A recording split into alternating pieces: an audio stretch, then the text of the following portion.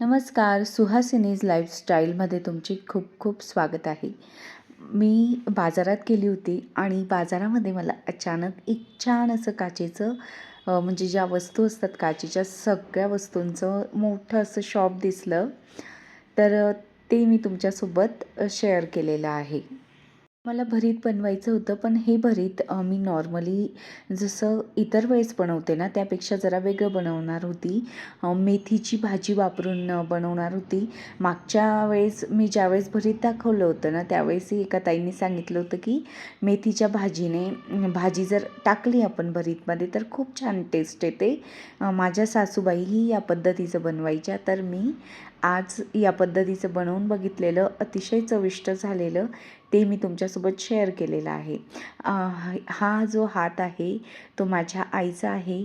भरीतसाठी कांदा घेतला, 3 पाव आपले वांगे घेतले होते भरताचे, अर्धी मेथीची जुडी घेतलेली, शेंगदाणे, खोबरं, लसूण, आलं आवड असेल तर घेऊ शकतात. आणि मेथीनंतर आपली जी फोडणी तयार झाल्यानंतर ना मेथी टाकायची. एक जुडी जरी टाकली ना तरीही अतिशय चविष्ट असं भरीत होतं. आणि थोडी कोथिंबीर. वांगे भाजल्यामुळे ना गॅस खूप खराब झाला होता, कारण की ज्यावेळेस वांगे भाजतो ना त्यावेळेस त्याच्यातून तेल बाहेर, म्हणजे ते पाणी किंवा तेल असं थोडं बाहेर पडत असतं. मग त्यामुळे ना गॅसचा आजूबाजूचा भाग पिवळसर झाला होता.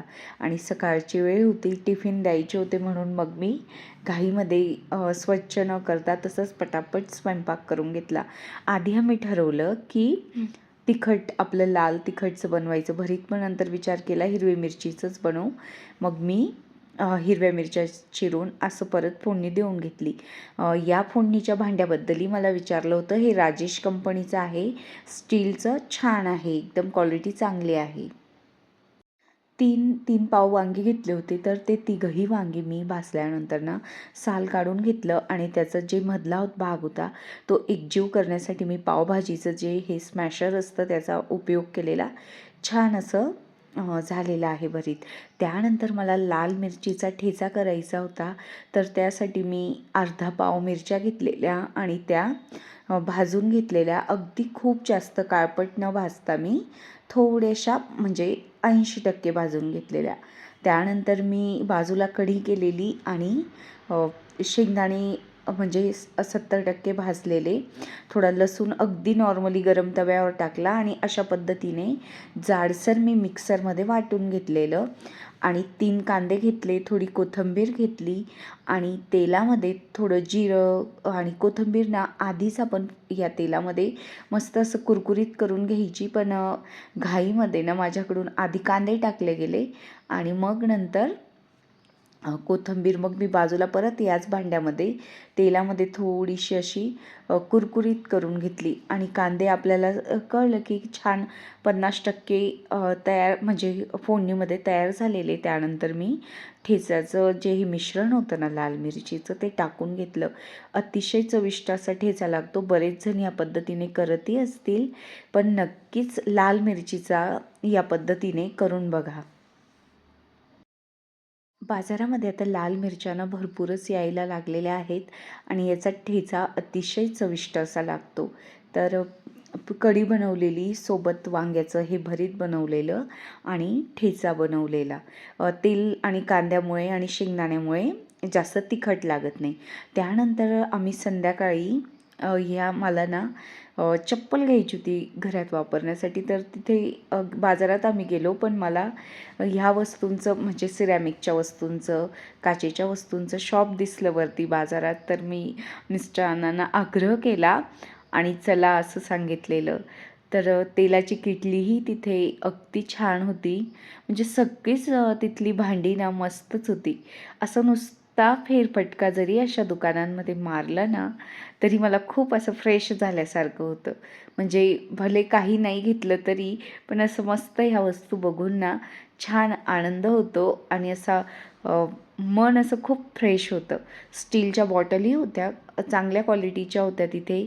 नंतर हे जे लोणच्याची छोटी भांडी असतात, हे प्लास्टिकचे डब्बेही छान होते. मॅग्नस कंपनीचे मिल्टॉनचे होते आणि काचेच्या बरण्यानं मला अतिशय आवडल्या. ज्या लाल झाकणाच्या होत्या त्या 350 रुपयाच्या आणि स्टीलच्या झाकणाच्या 450 रुपयाच्या. चहा साखरेचे कंटेनर, नंतर काचेच्या बरण्या, ही पण बरणी मला खूप आवडलेली. 350 की 450 अशी काहीतरी प्राईज होती. फ्लावर पॉट, नंतर ग्लासच्या ज्या डिझाईन्स होत्या ना त्या अतिशय युनिक आणि सुंदर होत्या. आणि महत्त्वाचं म्हणजे कंपेअर नाशिक आणि बुलढाण्यातलं तर इथली प्राईस कमी होती वस्तूंची आणि चांगल्याही क्वालिटीची होती. बाऊलही काचेचे अतिशय सुंदर असे डिझायनर होते. या बरण्या बघू शकतात, या ज्या वरच्या झाकणाच्या एअरटाईट त्याही खूप सुंदर आहेत. ग्लासही मस्तच होते. नंतर पाण्याचे जग, ह्या बरण्याही मला खूप आवडलेल्या.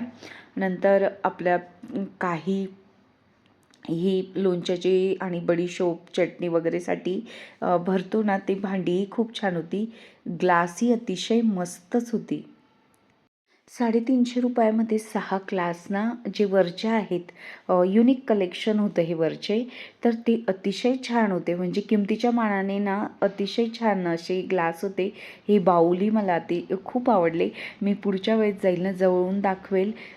या बरणीमध्ये लाडू नाहीतर खायच्या काहीतरी वस्तू भरल्या तर किती छान दिसतील मी असं इमॅजिन करत होती. लाल झाकणाच्या बरण्यांचीही चांगली क्वालिटी होती आणि किंमतही म्हणजे आपण सगळेजण घेऊ शकतो असे होते. नंतर ट्रेही छान होते. मी दुकानाचं नावही दिलेलं आहे. दुकानाचं नाव तुम्हाला सगळ्यांना म्हणजे बुलढाण्यात जे राहतात ना बरेच जण व्हिडिओ बघतात त्यांना दिसलंच असेल. इथून ना मी 3 बशा घेतलेल्या. 100 रुपयात मला 3 बशा मिळालेल्या. माझ्याकडे कप खूप सारे पण बशाच नव्हत्या. तर माझे सासरे येतात ना तर त्यांनाही बशी लागते आणि मलाही लागते, सकाळी घाई असते म्हणून खूप. तर माझ्याकडे एकच बशी होती म्हणून मग मी 3 बशा घेतलेल्या तिथून. दुसऱ्या दिवशी सकाळी ना मला तिळीची चटणी आणि खुरसणीची चटणी करायची होती. तर पटकन मी सकाळी लवकर उठली आणि ही एक्स्ट्राची कामं लवकर सकाळी उठल्यानंतर म्हणजे सगळे झोपलेले असतील ना तर पटकन होऊन जातात. नाहीतर एक तर मग दुपारी होतात ज्यावेळेस आपल्याकडे थोडा वेळ शिल्लक असतो. अर्धा किलो तीळ घेतली आणि ती मी अशी छान खरपूस भाजून घेतली आणि त्यानंतर प्रमाणानुसार मी आधी विचार केला की लाल तिखटाची बनवायची चटणी, पण नंतर माझ्याकडे लाल मिरच्या होत्या त्यांची बनवूया असा विचार केला आणि सोबतच मी पाव किलो, इकडे कारळा म्हणतात याला खुरसणीला, तर ते आणलेलं. खूप काळपट म्हणजे खूप असं करसड न होऊ देता भाजलं नाही मी. 80% ही खुरसणी भाजून घेतलेली आहे आणि लसूण घेतलेले आहेत भरपूर सारे आणि निवडून मी ना याच्यात टाकत होती लगेच त्या खुरसणीच्या याच्यात. आणि बाजूला मी आपलं तिळीच्या चटणीसाठी पण लसूण निवडून घेतला. ह्या ज्या मिरच्या होत्या ना त्याही मी भाजून घेतलेल्या. माझ्याकडे थोडी ना काश्मीरी मिरची पण होती, तर छान लाल कलर यावा म्हणून मग मी तीही ॲड केलेली. आणि लसूण थोडे नॉर्मली तव्यावरती परतवून घेतले आणि तिळीमध्ये ॲड केले. आणि मिरच्या अंदाजाप्रमाणे मी पहिल्यांदा वाटून घेतल्या. पण ते वाटल्यानंतर ना मला तिखट म्हणजे चटणी खूप तिखट झालेली वाटली आणि उन्नती तनिष्का खाणार नाही असं वाटलं मला. म्हणून मग मी दुसऱ्यांदा ज्यावेळेस तीळ वाटली ना तीळ टाकून, तर त्यावेळेस आपलं नॉर्मली तिखट असतं ते घेऊन वाटलेली आणि अशा पद्धतीने मी ही तिळीची चटणी करून घेतलेली. आमच्याकडे ना तिळीची चटणी खुरसणीची ना केलीच जाते, कारण की पराठ्यांसोबत ना या चटण्यांचा आम्ही खूप वापर करत असतो. सॉस वगैरे काही मी मुलींना देत नाही. आणि ज्यावेळेस आपल्याला एखादी भाजी वगैरे आवडत नसेल ना तर त्यावेळेसही ही चटणी खायला मस्त वाटतं. म्हणजे भाजीसोबत थोडंसं आपल्याला मूड पण थोडा फ्रेश होतो हे खाल्ल्याने. या पद्धतीने मी खुरसणी पण करून घेतलेली आहे सेम. आणि इकडे मी तिळीची चटणी करून घेतलेली आहे.